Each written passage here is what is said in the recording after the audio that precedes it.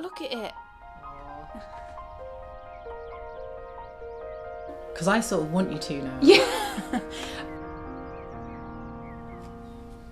Hello, I hope this finds you well. Today I'm going to have a little chat with Charmaine, who is a lovely friend I met at the, what was it called? It's not Unravel, it's the summer event that happens at Farnham Maltings. Audrey has had the Zoomies for the last 2 hours. I do apologise. Audrey is the in-house kitten, if you are new here. She is normally quite docile, but today she's been a bit all over the shop, so I do apologise. She definitely interrupts this episode a little bit more than I would have liked. But yeah, I met Charmaine when I was helping Marina of Marina Skewer, who's amazing, at the event in Farnham. And I don't know, you know when you're just drawn to someone's vibe, like someone just feels good? And I was. And Charmaine does really beautiful dyeing, and it's interesting dyeing, as well as creating beautiful bats, which you'll see in a little bit. A choice of bases, like they're quite interesting. There's a lot of silk, like camel, yak, that kind of super luxurious thing, but she also offers a variety of different bases, which just makes me quite happy, and is quite a thoughtful person, I think, from like my experience. So today's quite a bit of just casual chatting. We chatted for about an hour before we started recording, which was really nice, and we should have just recorded the whole lot because we went all over the shop and it was quite interesting. But we kind of talk about Charmaine's journey into dyeing, a little bit of projects that she's working on, what I'm working on. It's just a really nice chat, so hopefully you enjoy this. And It looks like a very festive little corner. yeah, I didn't mean for it to be quite so vomited Christmas, but Oh, thank you so much for having me and doing this. thank you for coming round. It's nice. I feel like also, I always feel weird saying stuff like this because then I feel like a dweeb, but like I feel like it's nice to have a friend who likes this stuff. Yeah. And like I know I'm calling you a friend, we haven't known each other that long, but it feels really nice. And you don't live that far away. And we're a similar age, although I'm probably a bit older than you, but still, it's nice. I appreciate it. I feel the same. I like that. I instantly was just like, I like her. I like this. Put out good energy. Oh, good. I'm glad. What are you making? The Traveller. Okay. The Traveller hoodie. Traveller it's my first Andrea Mowry pattern. Okay. Never knitted anything. I knitted, I think it's called like the Sunday Ritual, Sunday Morning, something like that. Yeah. And I'd knitted basically the body. And it was long, like it comes down past the hips. Oh, okay. And then went, yeah. And what just unravelled it? Yeah, it was actually YouTube helped. I like showed it on YouTube, and then I was like, for some reason this just doesn't feel right, and different people chimed in, and most people was like, yeah, you tend to knit quite floaty things, and if you're knitting cables, you need room. I was like, oh yeah, maybe you're right. But some of this is most of it's my hand spun, but this lovely Shetland was someone sent me. It's quite special. This is nice. I like the texture of this. I think this is is hand-spun Jacobs or something. Yeah, I think it was it Welsh Black Mountain maybe? Oh yeah. And that was really early on when I started knitting. But I've realised that I've modified the pattern probably to the point where I'm gonna have to do some real thinking. It has like short rows on the back, but I think that's already gonna be too deep for me. Oh, okay. So I'm not going to do them, but that means I've got to really adjust the front, because the front should have short rows. Yeah, to make it sit right. Yeah, but we'll figure that hurdle out when we get there. Are we filming? Yeah, I just started. I just started because then it's less weird when you suddenly like. But you can introduce who you are if you'd like. All right. I am Charmaine. I am a yarn dyer and spinner, knitter, and a theatre maker. And my wee little business is called YarnTings. So cool. Yes. It's a little nod to my Jamaican heritage. How long have you been dyeing? How did that start? 2.5 years. So not very long. And it started because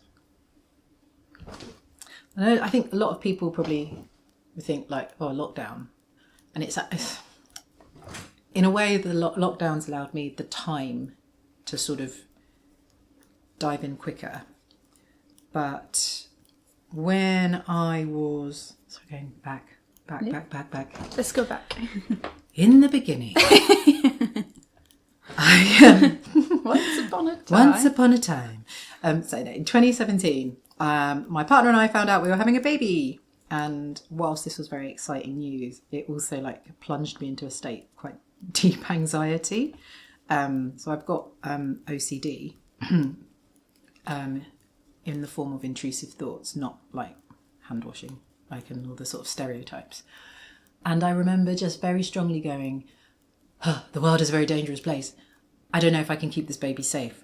But if I learn to knit, I can keep him warm.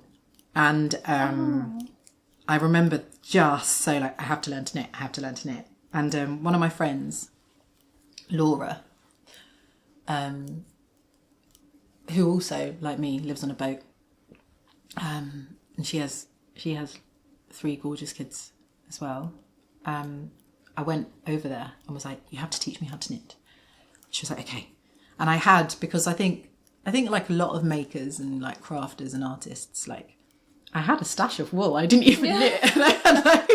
I already had a stash of yarn. I had some really beautiful like rowan tweed.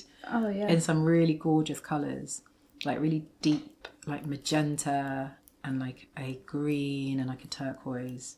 And she had a ball of yellow because I was like, oh, I need a 4th colour. And yeah, and so she sat there and she taught me how to knit these little squares. So this double knit yarn, she had 5mm, like, you know, the grey pony needles. And then she just taught me how to knit squares. I got really frustrated because I kept doing it wrong. And then other boat friends would like pop round, be like, what are you doing? So we're knitting. I'm like, oh, and then they'd start knitting too. It's like, because apparently everyone could knit except me. And then what was nice was that then the blanket ended up being... Okay. She's so naughty. She's not, I mean, these people will know. She's not normally like this. Yeah, but there's not normally a Christmas tree in your house. Come on, you. She's like, I want to sit under the tree. You can sit under the tree, but you can't claw the box. Because it gets in the audio. Okay. You stay there.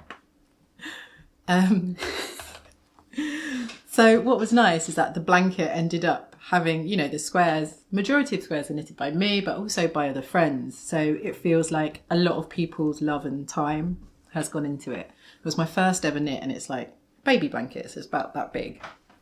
And then like about not long after, my sister was having a baby. And so I was like, oh, I can knit another, because of having the tiny baby, I didn't really do any more knitting. I found myself though struggling to finish projects because I got not struggling to finish them. I did finish them, but the joy sort of went out of it after a while, and I realised it was like when I was buying like other yarns and like they were just sort of like block colours. And I don't know how it happened. I think it must have been the algorithm just like showed me some hand dyed yarn. I was like, what is this? And there we go. That's it. I was lost. I was spanking all my money on on beautiful, beautiful yarns, but then knitting people beautiful things. Like I remember the first thing I knitted with hand dyed yarn, which I got into a massive tangle because I didn't realise you had to ball it up first. Yep. Classic. Knitted my husband a hat. That was really lovely. And I wasn't using patterns at this point. I was just sort of, I'd learnt about things like knit 2 together and I don't think I knew how to increase. I only knew how to decrease. Which probably I was only knitting hats and I was knitting them flat. And then, yeah, just seeing all these hand-dyed yarns. And in my mind, I knew when I was pregnant that at some point I'd probably make a theatre show about it, because that was the main thing I did. I made theatre, and my previous show had been about my failed romantic relationships, and it was a musical clown show where I just sang songs about ex-boyfriends and cried. Amazing. Like knowingly cried, like ugly cried, because it was funny. It's funny when you look back on your mad times and go, gosh, at the time that seemed very, very sad, but how ridiculous it was. And it was really fun. And I thought, I'll probably do, the next show will be about being pregnant and having a baby. And so I then was looking, and because knitting had been such a big part of keeping me calm in that journey, being sort of this stabilising influence and making me feel like I had some sort of control over something that I felt completely out of control. Your body just starts doing things that you're like, what? Why am I just spontaneously vomiting when I smell tea? I did that to my mum. Yeah, made her really sick. With tea. So she had to just drink banana milkshake. I just started mainlining cans of Coke. I was never really a can of Coke fiend unless I was hungover. But I guess, to be honest, early pregnancy did just feel like a perpetual hangover. I was just felt so exhausted and sick. Even though I wasn't drinking, so wasn't even getting the perks. Of course, the baby was a perk. Look at me trying to dig my way out of sounding like it was terrible. I mean, I can't imagine, because I've not been, but just from friends, it's changed. It's a huge change. Yeah. And your body is doing some. So I think, I think about things for a very, very long time before I actually get into them. And so I started looking at hand-dyed yarn and seeing what yarns matched the moods of different times of my pregnancy, or what I felt. And I was looking at colours, and I was just sort of ordering them with abandon, because at the time I was also interpreting part-time as a sign language interpreter, which I don't do anymore. And I was only sort of really doing it for my mum. And so I had a bit more disposable income. And then sometimes the colours weren't quite right, or I was trying to look for stuff and I couldn't quite find exactly the thing I wanted. And so I started trying to dye my own. And then COVID, lockdown, theatre industry collapsed. My mum, my interpreting client, was furloughed. So I was like, I actually have nothing to do apart from parent, which was full on. That's a full-time job, especially. But it was really nice to have a means to focus my creative energy without having to worry about sort of output. So when you're, with cabaret or performances going, right, I have to rehearse this, or I have to make this because I've got to perform it. It was actually for the foreseeable future, I can just learn. And I applied for Arts Council funding because the Arts Council was suddenly oh wow, all these artists are now without work. And I applied for funding to develop my creative process, and I was successful. Wow. Which was just amazing. Yeah. So I bought loads of dyes, I bought loads of hand-dyed yarn, undyed yarn, sorry. And I bought paint, so I was doing paintings, which I did anyway, but it meant I could just buy lots of paint and lots of materials. And I bought a spinning wheel because I was my obsessive nature was I can't just know about yarn, I need to know about the sheep and where the yarn comes from. I bought too many raw fleeces from farmers off Facebook Marketplace. Wow. So many. Fleeces are really big. So much bigger than I thought they were. Yeah. I mean, I don't want to sound like a dumb Londoner because half my family are farmers, right? But they're arable farmers. So my dad's side of the family, I know my way around a farm and a barn and tractors. I just don't think I'd conceived of how big sheep were because I hadn't seen that many sheep up close. I can say that when you look at fields generally, they're not real small. Tiny little. I've seen pigs up close. Those are massive. But also, I think I forgot that sheep are this big, but their fleeces. Yeah. So yeah. I mean, at the time we were staying with my mum's because I blocked her bath sink quite a couple of times. Washing these. I mean, she was very supportive, bless her. She was like, "I love what you're doing, but please don't wash this stuff in the bath." Sorry, Mum. And yeah, it just sort of escalated. And now I was posting photos on Instagram and people were like, "Oh my God, these look great." And like, "I love the yarn. Can I buy it?" And I was like, yeah.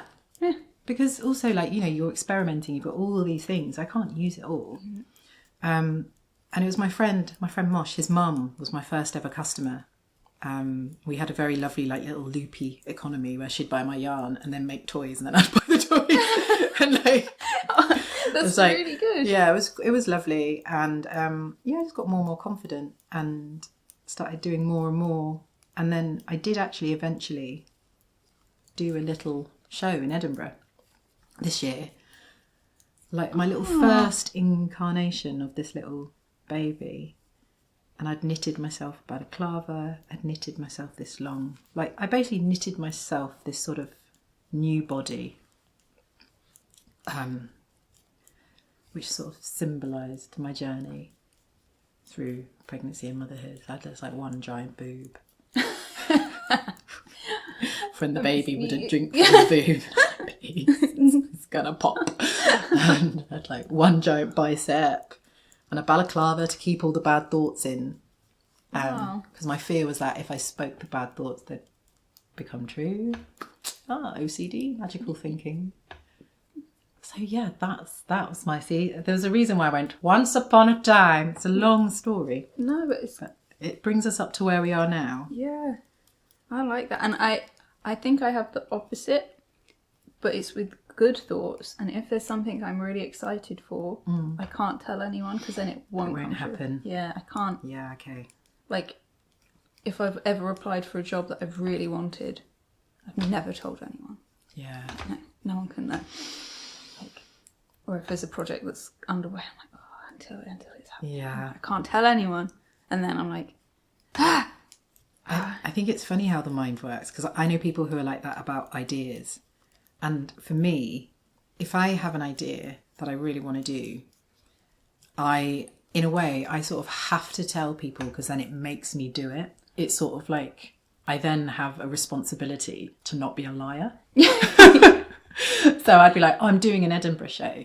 And I'd tell people because then the next time I saw them and they'd ask how it was going, I couldn't just say, I decided not to do it because then that would make me feel rubbish and I'd feel like a flake. And I'd be like, no, I am somebody who follows through.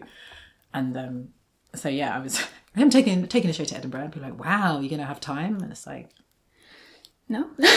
And to be honest, I didn't have time, but I was mentored by the most wonderful clown called Lucy Hopkins, who was running the venue up at the Edinburgh Fringe, the Magical Spiegeljurt and Blunder Gardens with Bob Slayer. And she was like, well, then I was like, I just don't have time. Like, I've said I'm going to make this show. I'm a mum.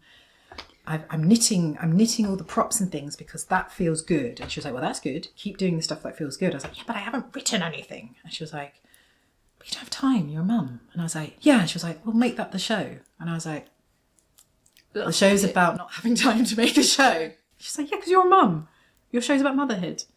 What are the things that end up being deprioritized? And I was like, okay. And actually, yeah, it ended up being, I've got to really thank like the people who came and supported because it just ended up being a really, really beautiful, and just to add to the layers of problems I gave myself was that I performed it in both spoken English and sign language. So I was using two languages because also I thought that would add to the clowny element, but also so many of my friends and my family are deaf. And I think so much talk about inclusivity and diversity can feel quite clinical and I was like, no, this is a clown who wants to include everyone, and she might make a mess in the doing of it, but everyone's experiencing the mess. Like, wow. So there would be times when I would sign something first and then go and tell the hearing people what I'd said and then have forgotten, sorry. You'll never know. You'll never know. But yeah, it was a really beautiful experience, and my little one actually joined me on stage for the second to last show. He was adamant he was going to be a part of it. It was quite intense. I mean, there's some sort of wildness there, having the story, like the main part of the story, the change, being there with you doing it. Yeah, and I think also what was interesting was he was so happy and excited to be there in his own like chaotic little way. That was also like, this is life. This is motherhood. This is my reality, and navigating that. And it's like, none of you know what's going to happen, neither do I. And I'd knitted him a beard, because he was like, I need a beard, and he'd come up with this character and everything. Wow. Yeah, it was funny. Did he enjoy? Yeah, he loved it. We had to tell him he had been on for the whole show, because he said, I'm going to be in the whole show, but actually we only brought him on for the last 10 minutes. So he didn't know, but it was just like this. It would have been just too much. I can't imagine. An hour. Literally. Oh. They say the best things. Yeah, that was too much chaos and unpredictability for me. I could deal with the last 10 minutes, but not the full hour. So yeah, that was my summer, and that brings us up to how I got into dyeing yarn. I've got so many things I can ask about, but I should ask about what you're wearing, because that usually is the done thing. Oh, it's like being on the red carpet. Yes. What are you wearing today? At the I don't know, the YouTube gala. Yeah, the YouTube gala. Cat Weaver's Cozy Den. I'm wearing, so it hasn't been blocked yet, and I haven't woven in all the ends, but my trick, don't worry. But it's so soft and so warm, I couldn't not wear it. I'm wearing my finished Westnitz MCal, the Geo Gradient. So yeah, I finally finished it. I finished it super quickly. Like, I bound off. I don't know if you can see it. Ooh. It's so glorious. This is my favourite bit. Yeah, There we go. This is like my favourite bit of it. And yeah, it needs blocking, so forgive me. But I wanted to knit something in sophisticated colours, because normally my colourways can be real like bright and like intense, and I was like, oh, let's go for something a bit more muted, but I still managed to sneak some neon in. So that's what I'm wearing. And then this jumper is it's my first garment knitted in my hand spun. So I spun this. This is the Erinome sweater by Lily Kate Makes.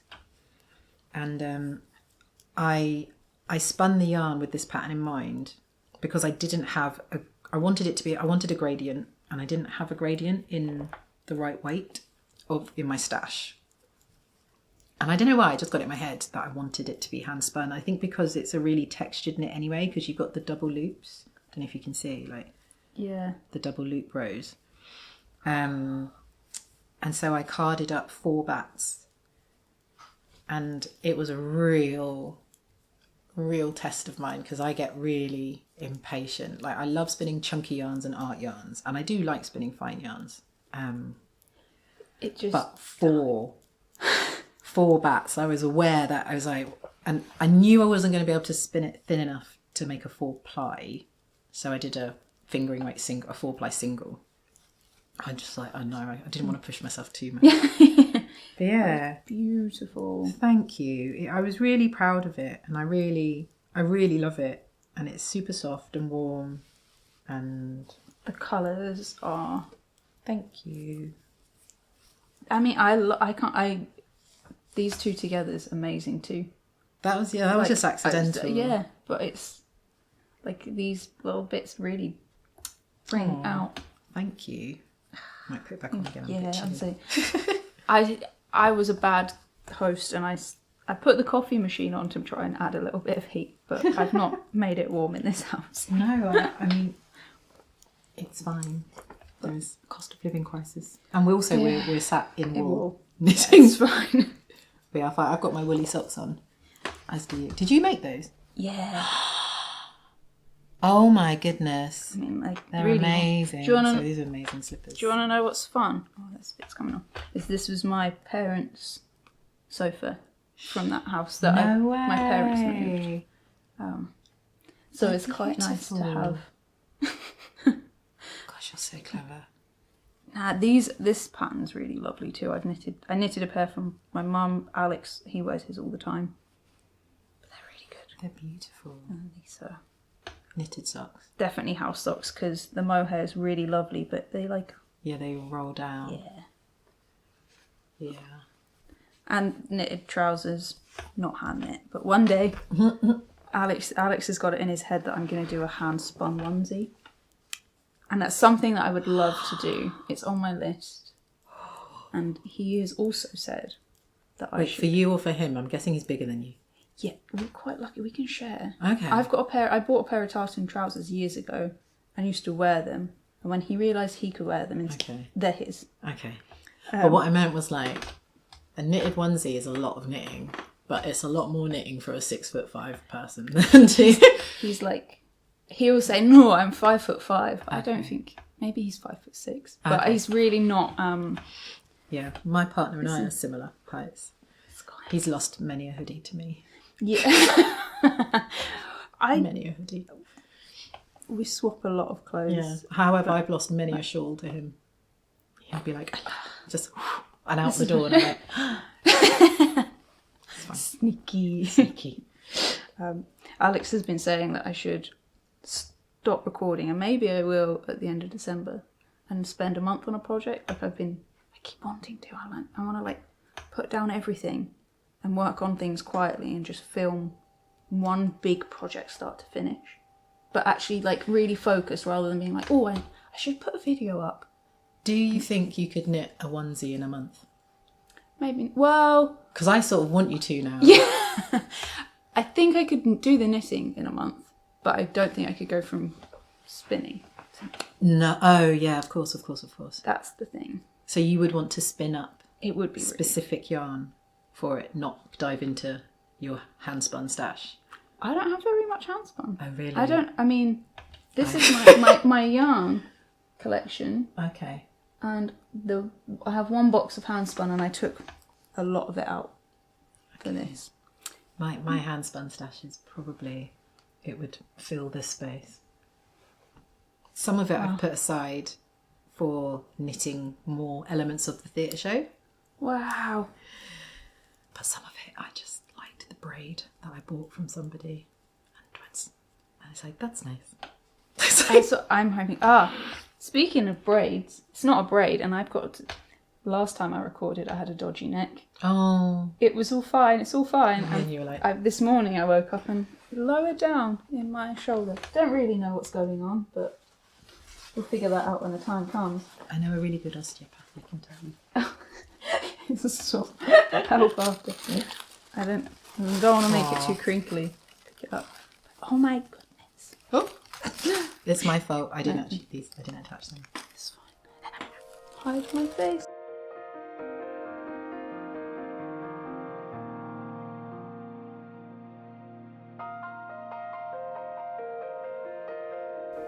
Ah, look at it. Aww.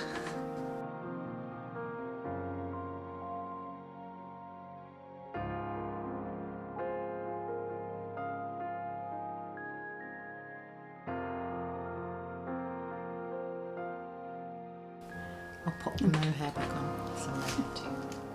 I'll cover my face.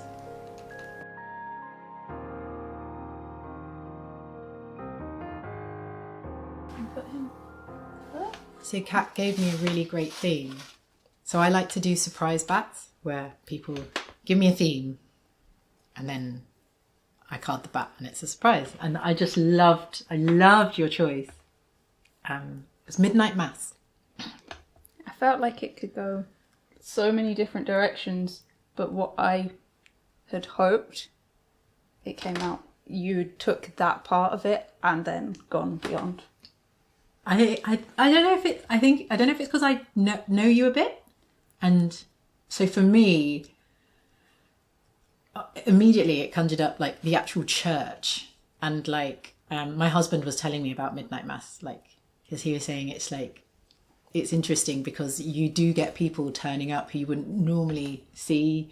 So like the pubs close, and people go, "Oh, shall we go to midnight mass?" And so you'll get like some jolly merry people who don't normally go to church, but then you also have the people who really want to be there and are very churchy and religious. And he said it's such a different environment to how church feels often. And I think also because I used a lot of rustic, like Jacob's, like natural coloured. So it's basically like natural coloured dark and browns fleece, and then just little pops of colour in other stuff. So I think knowing that you like sheepy wools, like I also wanted to get you a bat that smelled of sheep. I can't wait. Yeah, what are you gonna make? Well, have I got it in here? I can do sort of show and tell. It's not really. So yeah, look, it has got. I think it will contrast. Sorry, I don't know if anyone can see this because it's got some greys in there.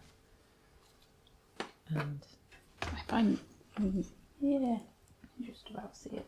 Yeah, I think you're right. I've got the pattern. This one. Oh wow!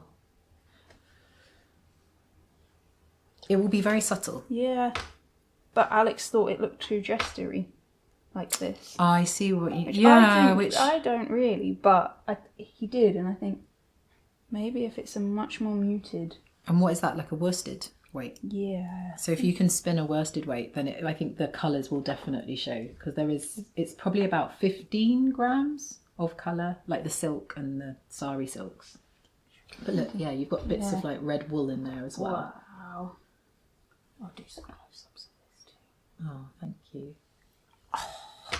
Oh, yeah, that's my, after that, yeah. This is what I wanted to spin. Do you have enough bobbins that you could just take that bobbin off and then start spinning something new, or do you have to finish it?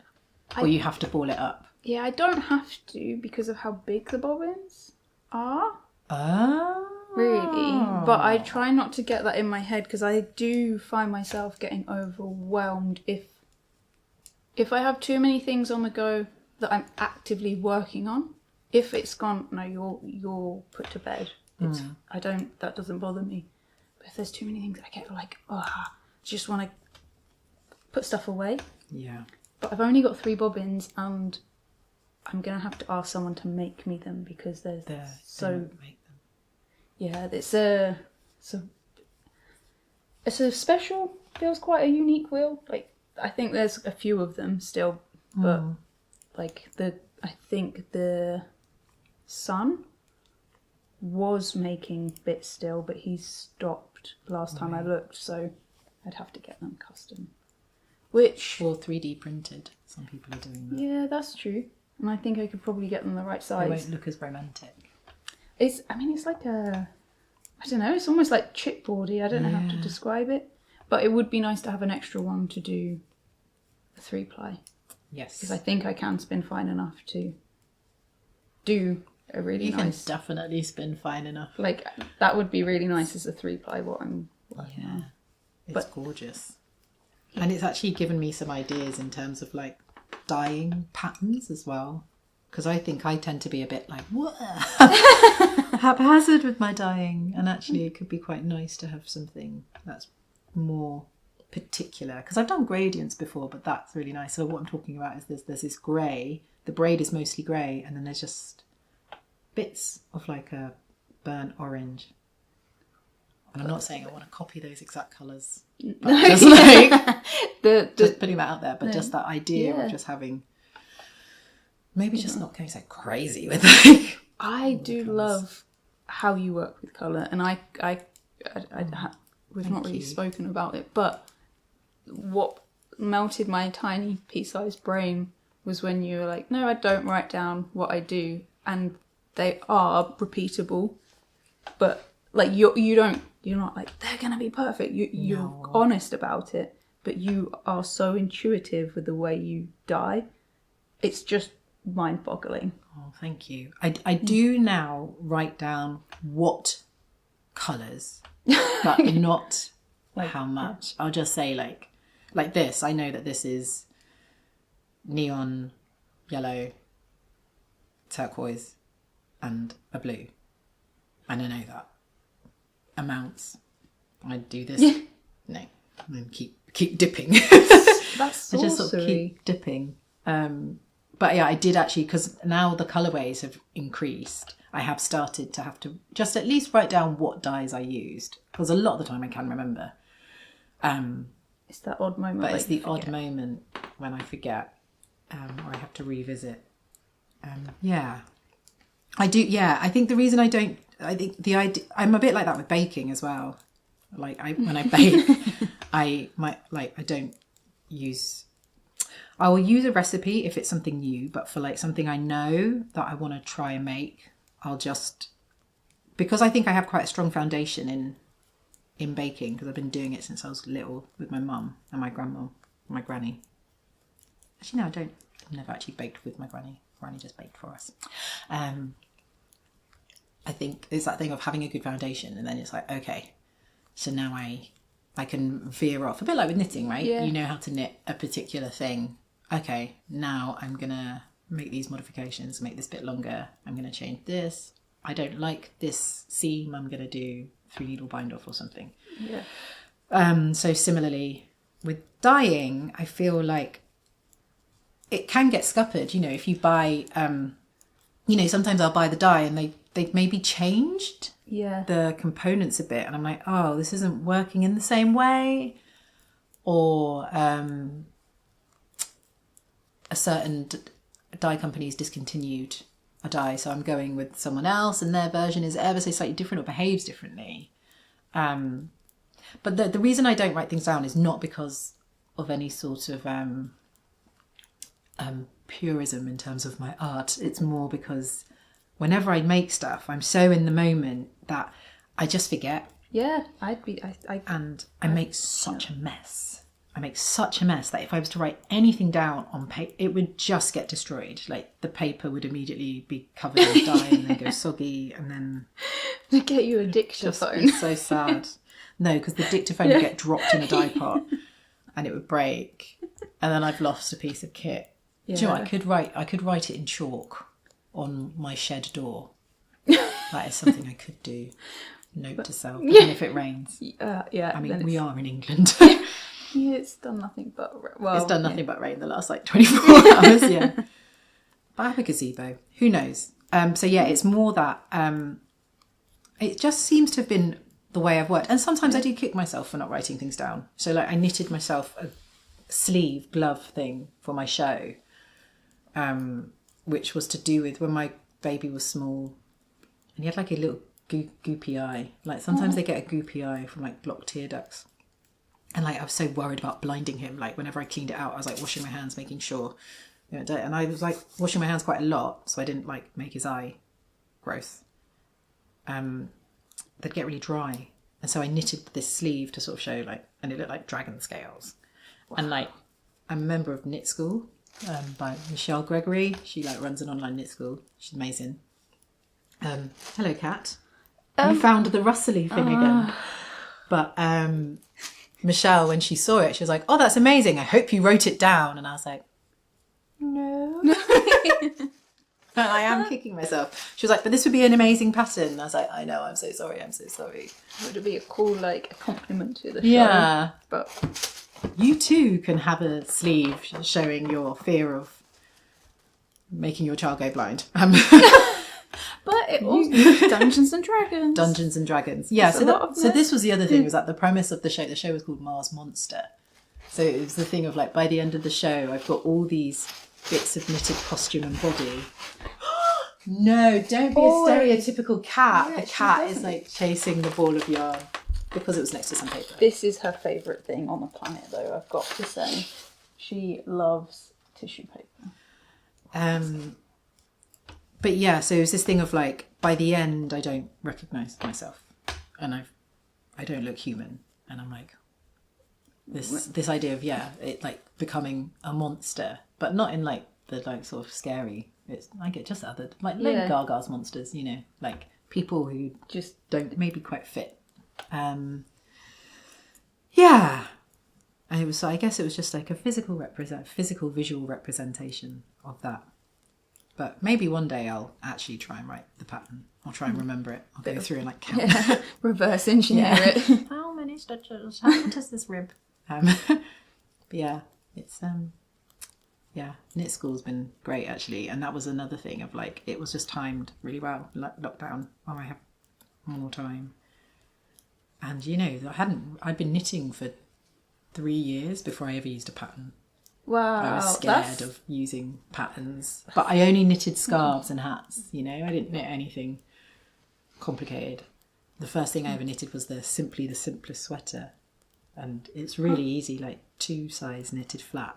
But I remember it was like my first knit school assignment, and yeah, it was really lovely actually to have that sort of space, and it was online, and it's still going. And is that something that you can still join? I don't know, not for a while. I think she's sort of reached capacity in terms of like being able to bring out new things. It's been going for a few years, but I think it has an Instagram page and stuff. But yeah, that was really helpful to me to have this sort of place, and yeah, Michelle's a really good teacher and super helpful. She also loves cats. What are you knitting on? Because I haven't asked you yet. What am I knitting now? Yeah. I am knitting. It's one of my Christmas present knits, and I don't need to worry about him watching this because I'm pretty sure he's not going to be watching a podcast about knitting. This is for my sister's partner. He doesn't like scarves and things around his neck, but he does still get cold, so I'm knitting him a balaclava. Amazing. So it's in merino silk held double.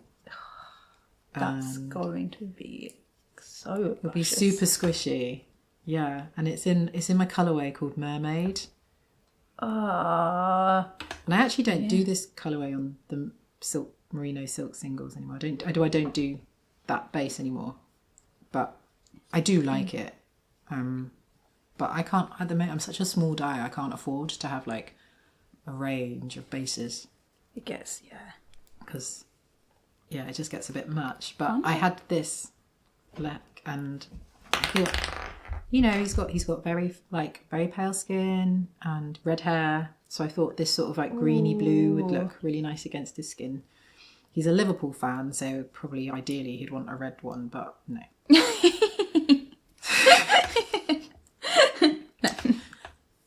Make him look flushed. Make him look That will be. But he did say he liked all colours, so I'm trusting he'll like this. And I've got a balaclava made of the same yarn, and it does feel super soft. We're on 1:15. Oh wow! I just suddenly thought. Yeah, I need to go. I need to be able to pick my child up from school. not be late. Yeah, I would not. Before you do, is talk about Welwyn Garden City. It's really exciting, and we should mention it. Yeah. So in January, there is a pop-up shop called Wool in Garden City. Oh. Yeah, the 19th to the 26th of January.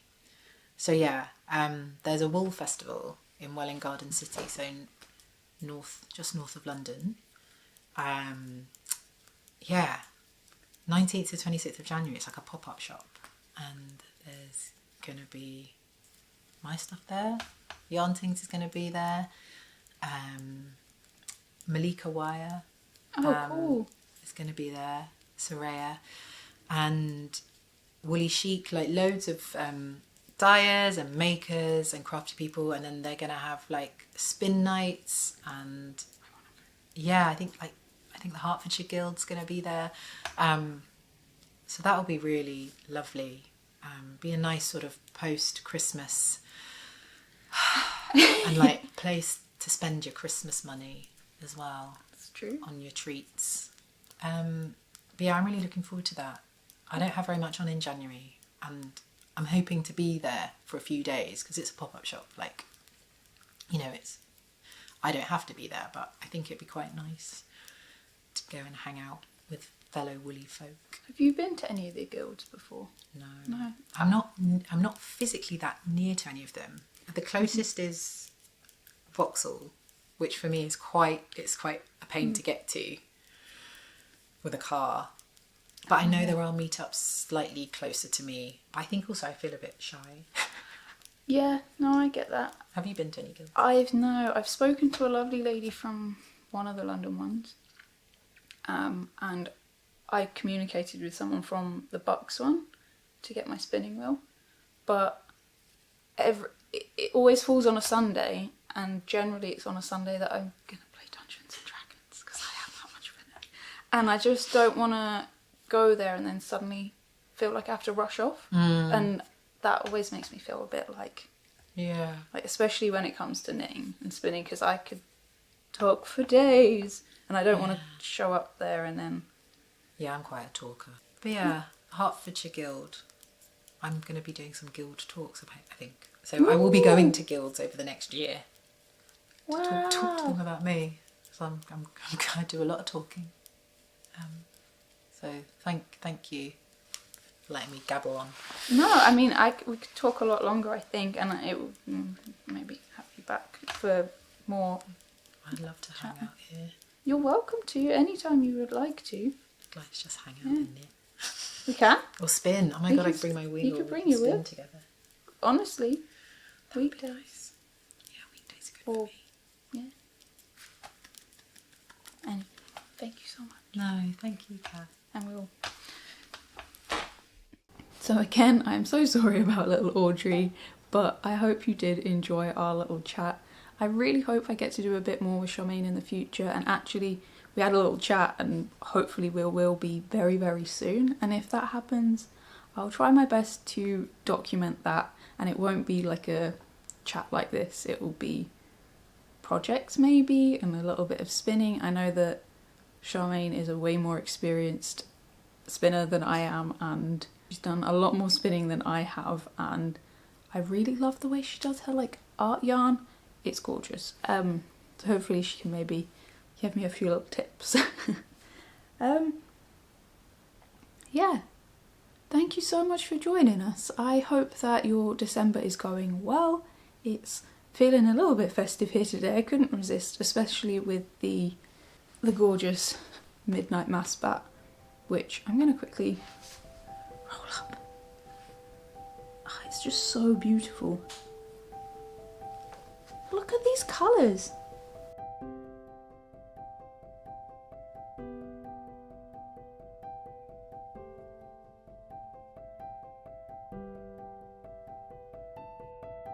I hope whatever you get up to, it is bringing you some joy. I hope no matter how dark it feels, you are finding a little bit of light. And I hope to see you again very soon. I love you.